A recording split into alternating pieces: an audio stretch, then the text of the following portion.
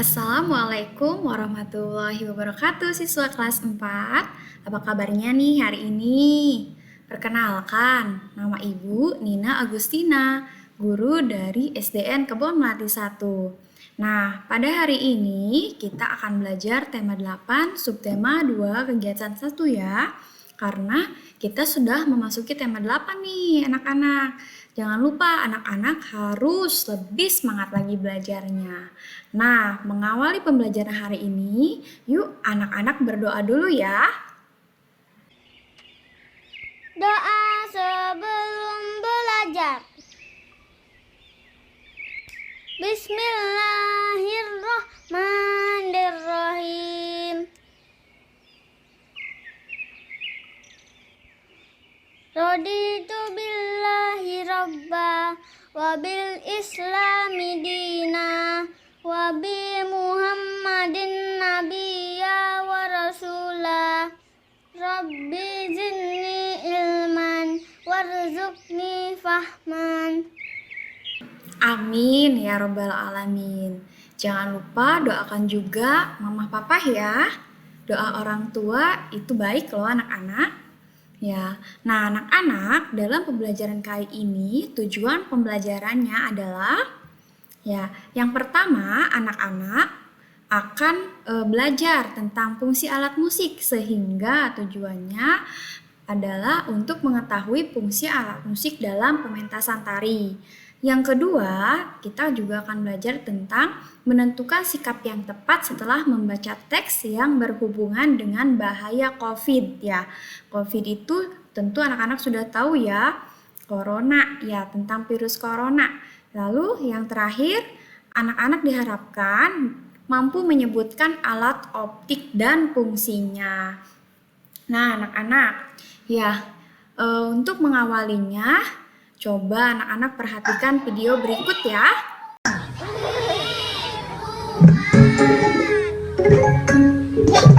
Bisa ngikutin ya. Cuci tangan pakai sabun.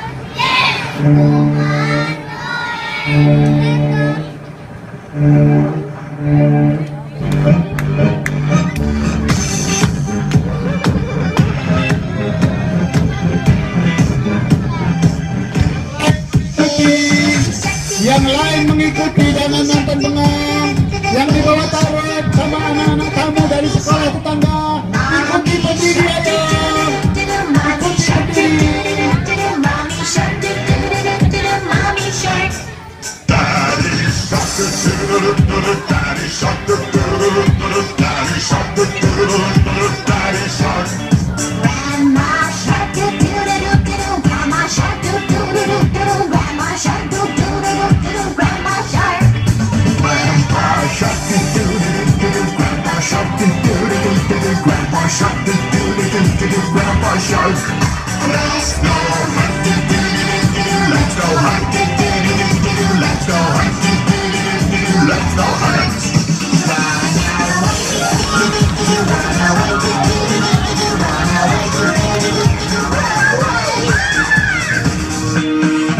Save that plastic, save that plastic, save that plastic. It's the end. It's the end. It's the end. It's the end. Mana aplausnya? Nah, anak-anak dalam video tadi itu anak-anak SD ya sama sedang menarikan cara cuci tangan yang betul. Ya, digosok tangan depannya, tangan belakang, punggungnya, ya terus sela-sela jari, kuku-kuku jari, ya jempol, ya. Ingat memakai sabun.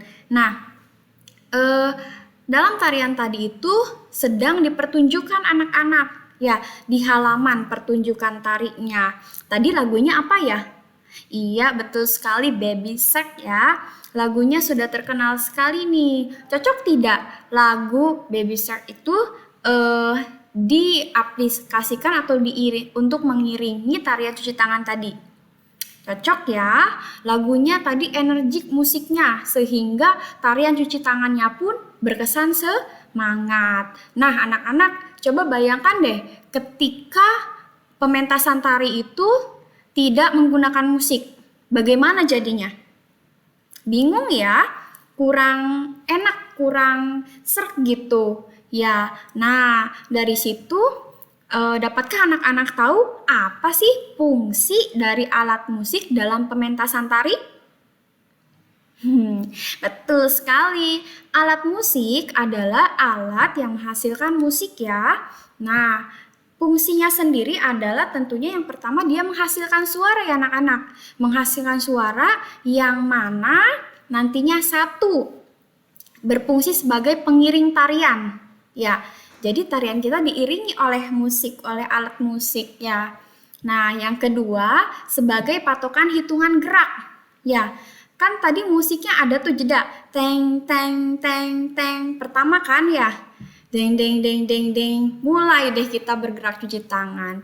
Jadi, selain sebagai pengiring musik, musik juga berfungsi ya sebagai patongan hitungan gerak. Ya, lalu dari alat musik itu sendiri kan menghasilkan musik yang bisa atau berfungsi mengatur tempo gerakan. Ya. Lalu mempertegas ekspresi gerak. Ya, tadi kan tarian cuci tangannya tuh riang, gembira, semangat. Ya, musiknya juga yang dihasilkan alat musiknya semangat. Ya, jadi sesuai sekali. Lalu berfungsi juga untuk menambah nilai indah. Nah, coba bayangkan tanpa alat musik pementasan tarinya tentu kurang menarik ya. Nah, ketika ditambah musik yang dihasilkan dari alat musik, tentu tariannya akan semakin indah ya dan menarik.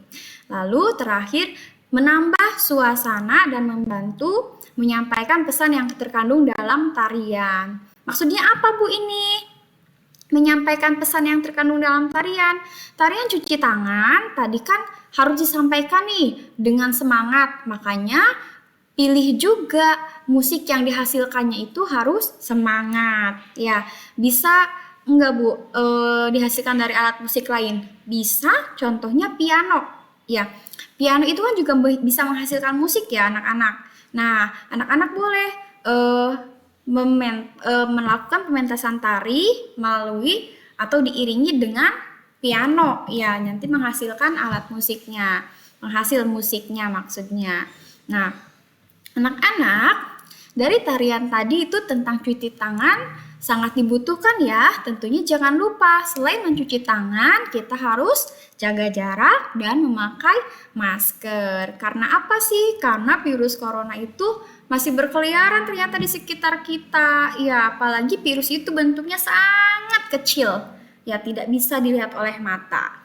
Nah, Ibu punya teks nih anak-anak tentang virus corona. Yuk kita lihat. Penularan COVID-19 atau virus corona ya. Nah, ini bentuk virusnya nih, seperti ini. Yuk kita baca dulu teksnya ya. COVID-19 begitu cepat menular dari satu manusia ke manusia lainnya. Jumlah korban dan angka kasus kian meningkat. Hingga kini jumlah kasus mencapai lebih dari 502.000 di Indonesia. Wow. Sedangkan di dunia mencapai lebih dari 58,7 juta kasus. Bener ya anak-anak, virus corona itu cepat menularnya ya. Sehingga tanpa disadari juga ya tidak ada gejala, tahu-taunya sudah terkena COVID. Yuk kita lanjut lagi.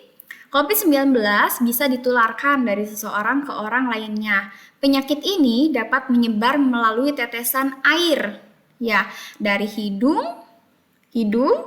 mulut, atau bagian lain dari tubuh manusia. Penularannya dapat terjadi pada saat batuk. Nah, saat batuk itu kan ada cipratan air liur tuh yang keluar, ya, saat bersin. Ya, haci sama saja ada cipratan air yang keluar atau berbicara, ya. Nah, seseorang juga dapat terinfeksi COVID-19 bila tanpa sengaja bila menghirup droplet dari penderita. Apa sih droplet? Ya, droplet merupakan cairan atau cipratan liur yang dikeluarkan seseorang dari hidung atau mulut saat dia bersin, batuk, maupun berbicara. Jadi cipratan itunya disebut droplet ya. Nah, anak-anak, seseorang yang terinfeksi virus corona, jadi ketika dia batuk atau bersin, cipratan airnya itu mengandung virus corona juga. Ya, makanya hati-hati kalau menempel pada seseorang itu nanti seseorang yang tadi akan tertular. Ya, begitu juga ketika cairan itu tersebar di udara, ya, lalu dihirup oleh seseorang di dekatnya, maka seseorang tersebut juga akan terinfeksi. Yuk kita lihat lagi teksnya. Droplet juga dapat melekat atau jatuh pada benda di sekitarnya, yang kemudian bisa menularkan penyakit pada orang lain yang menyentuh benda yang sudah terkontaminasi droplet penderita. Bila tangan kita yang terkontaminasi dan menyentuh mata, hidung, atau mulut, maka kita dapat terinfeksi COVID-19. Ya, gara-gara cipratannya tadi, terus kita sentuh pakai tangan, ya. Terus kitanya menyentuh bagian hidung, mata atau mulut, maka si virus yang menempel dari droplet tadi akan menempel di tubuh kita. Nauzubillah min dzalik. Ya, kita baca lagi. Ini adalah alasan pentingnya mencuci tangan secara teratur dengan sabun dan air mengalir, seperti tarian tadi ya. Atau bisa juga menggunakan hand sanitizer dan menjaga jarak hingga kurang lebih 1 meter dari orang lain. Ya, teks ini ibu kutip dari kompas.com. Nah, anak-anak, membaca teks penularan COVID tadi, ya, apa sih yang harus kita lakukan untuk menjaga kesehatan kita? Ya, betul sekali. Ya, kita harus apa tadi? Menjaga jarak, ya, jangan lupa mencuci tangan, apalagi ya? Banyak ya anak-anak. Nah, coba lihat di sini. Ini ada langkah-langkah pencegahan untuk bisa mencegah tertularnya COVID-19 ya. Yang pertama, selalu jaga kebersihan tangan. Ya, dengan mencuci tangan yang benar ya. Gosok bagian depan tangan, lalu bagian punggung, sela-sela jari, kuku jari, buku jari, jempolnya, ya, lalu bilas dengan air mengalir, pakai sabun ya. Bisa juga menggunakan hand sanitizer. Yang kedua, saat bersin, ya, tutup hidung, ya, tutup mulut dengan sapu tangan, ya, atau menggunakan masker. Kenapa? Tadi droplet, ya, cairan yang keluar melalui mulut kita saat bersin atau saat batuk, ya, supaya tidak menyebar ke orang lain, ya, begitupun sebaliknya. Yang ketiga, jaga jarak ya anak-anak, tetap meskipun kita sehat, kita harus waspada karena gejala virus corona itu sekarang ada yang tanpa gejala, ya. Yang keempatnya, kurangi berpergian jika merasa tidak enak badan. Ya, jadi kalau kurang sehat lebih baik di rumah. Karena saat kita kurang sehat berarti imunitas kita menurun. Saat imunitas kita menurun, segala penyakit atau virus ya itu dapat dengan mudah menyerang tubuh kita. Nauzubillahimin dzalik. Lalu ingat, makan makanan yang bergizi ya agar kita selalu sehat, selalu fit, selalu semangat, dan ditambah lagi dengan berolahraga ya. Ya, tidak hanya bukan COVID, Bu, nggak boleh berolahraga. Kata siapa? Kita bisa berolahraga di rumah loh anak-anak. Ya, tidak harus diam saja. Justru dengan diam saja tubuh kita kan jadinya malah nggak enak badan, ya nggak karuan rasanya. Jadi hayo gerakan, tapi dengan menjaga protokol kesehatannya ya diterapkan ya. Nah, ini Ibu tampilkan lagi nih virus coronanya. Bu, itu virus coronanya sudah ketahuan ya, sudah kelihatan. Iya, virus benda yang sangat kecil. Ya, tidak bisa dilihat oleh mata kita. Makanya kita harus hati-hati. Ya, terus virus ini bisa diketahui melalui apa? Ya, ada alat optik namanya untuk bisa kita gunakan melihat benda-benda yang kecil. Ya, apa saja itu alat-alat optiknya? Ya, ada banyak alat optik nih yang berada di sekitar kita. Alat optik itu apa? Alat optik adalah alat yang komponennya menggunakan benda optik. Ya, seperti cermin, lensa, atau prisma.